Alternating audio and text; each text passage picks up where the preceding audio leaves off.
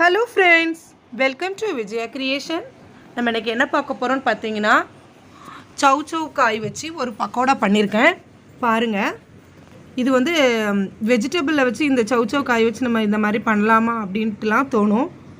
ஆனால் இதை பண்ணி பாருங்கள், பசங்களுக்கு கொடுங்க. ரொம்ப டேஸ்ட்டாக இருந்தது, கிரிப்ஸியாக இருந்தது. இப்போ தான் நான் ஃபஸ்ட் வாட்டி ட்ரை பண்ணேன். ரொம்ப டேஸ்ட்டாக இருக்குது. நீங்களும் இந்த மாதிரி செஞ்சு பாருங்கள். செஞ்சு பார்த்துட்டு எனக்கு கமெண்ட் கொடுங்க.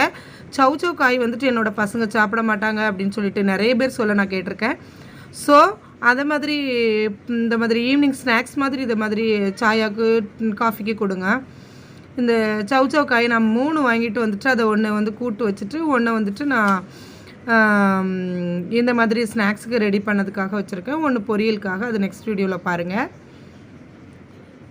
இந்த மாதிரி இதை க்ளீன் பண்ணிவிட்டு தோல் சீவிட்டு அதில் உள்ள சென்டரில் உள்ள சீட்ஸ் எல்லாம் எடுத்துகிட்டு கொஞ்சம் ஸ்ட்ராங்காக இருக்கும் அந்த சீட்ஸை சுற்றி அதையும் க்ளீன் பண்ணிவிட்டு இப்போ சீவி எடுத்துக்கோங்க. வெரி ஈஸி தான். 5 மினிட்ஸில் இதை நம்ம சீவி எடுத்துக்கலாம். சீவிட்டு அதை அப்படியே செப்பரேட்டாக வைக்கும்போது கொஞ்சம் தண்ணி விடும். அந்த ஜூஸு அந்த ஜூஸை லைட்டாக எடுத்துட்டு நம்ம எதில் ரெடி பண்ண போகிறோமோ அந்த பாத்திரத்தில் சவ் காயை சீவி எடுத்துக்கிட்டேன். இப்போ நீங்கள் இதில் வந்துட்டு ஒரு வெங்காயத்தை சின்னதாக நறுக்கியிருக்கேன். அப்புறம் ஒரு 4 பல் பூண்டு, ஒரு துண்டு இஞ்சி, 2 பச்சை மிளகா, அப்புறம் கருவேப்பிலை, இது எல்லாமே குட்டியாக நறுக்கி அது கூடயே போட்டுக்கோங்க. இப்போ ஒரு குத்து கொத்தமல்லி இலை அதையும் சின்னதாக கட் பண்ணி போட்டுக்கிட்டேன். 1 ஸ்பூன் வந்துட்டு கார்ன்ஃப்ளவர் மாவு, அப்புறம் அரை மெஷர்மெண்ட் கப்புக்கு நம்ம எப்படி தேவையோ அதை நீங்கள் பார்த்துக்கோங்க. அரை கப்பு வந்துட்டு ரைஸ் ஃப்ளோர் போட்டுக்கோங்க. 1 கப்பு ஃபுல்லாக நான் வந்து கடலை மாவு போட்டிருக்கேன். அப்புறமா வந்துட்டு ஒரு 1/4 ஸ்பூன் மஞ்சள் தூள், அப்புறம் 1 ஸ்பூன் வந்து வத்தல் பொடி, அப்புறம் கலருக்காக ஒரு காஷ்மீர் பொடி வந்துட்டு அரை ஸ்பூனு, 1 ஸ்பூன் அளவு கரம் மசாலா போட்டுக்கோங்க. ஒரு பிஞ்ச் அளவு நம்ம இப்போ வந்துட்டு காயப்பொடி, சீரகம் போட்டுக்கோங்க. இதுக்கு தேவையான உப்பும் போட்டுட்டு நல்லா மிக்ஸ் பண்ணி விடுங்க.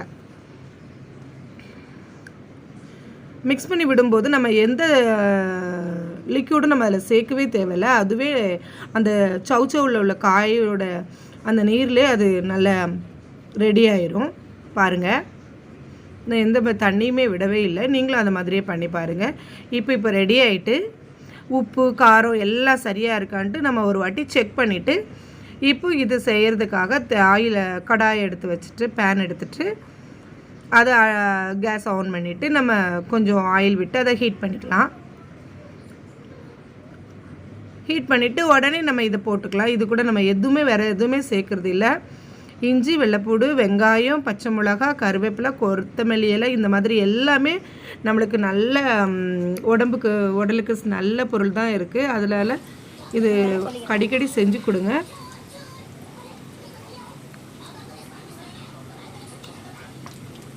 சவ் காயில் இப்படி பக்கோடா பண்ண முடியுமா அப்படின்னு சொல்லிட்டு நினைப்போம். பட் ஆனால் ரொம்ப நல்லா இருந்தது, டேஸ்ட்டாக இருந்தது. அது வந்துட்டு அதில் மிக்ஸ் ஆகிருக்கதே நம்மளுக்கு தெரியலை.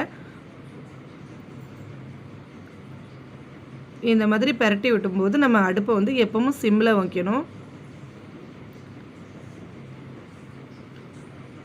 கேஸ் நல்லா கூட்டி வச்சு ஆயில் வந்துட்டு நல்லா ஹீட் ஆனது போட்ட உடனே நம்ம அதை சிம்மில் வச்சுட்டு அந்த ஆயில் ஹீட்லேயே நம்ம 3 வாட்டி நல்லா பெரட்டி விடணும். அதை வந்து ஒரே கலராக அழகாக வேக வச்சு எடுக்கணும். கொஞ்சம் கருகுனா கூட நம்மளுக்கு வந்துட்டு கசந்துரும். அது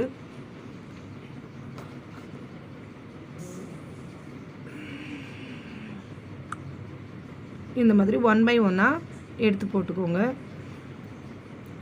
பாருங்கள் எப்படி வந்திருக்குன்னு. அவ்வளோ அழகாக கலர்ஃபுல்லாக கிரிப்ஸியாக கருவேப்பிலை எல்லாம் மணமாக நல்ல டேஸ்டான ஒரு பக்கோடா கிடைக்கும். இந்த மாதிரி செஞ்சு பாருங்கள். செஞ்சு பார்த்துட்டு எனக்கு கமெண்ட் பண்ணுங்கள் ஃப்ரெண்ட்ஸ். நெக்ஸ்ட் வீடியோவில் பார்ப்போம். தேங்க்யூ.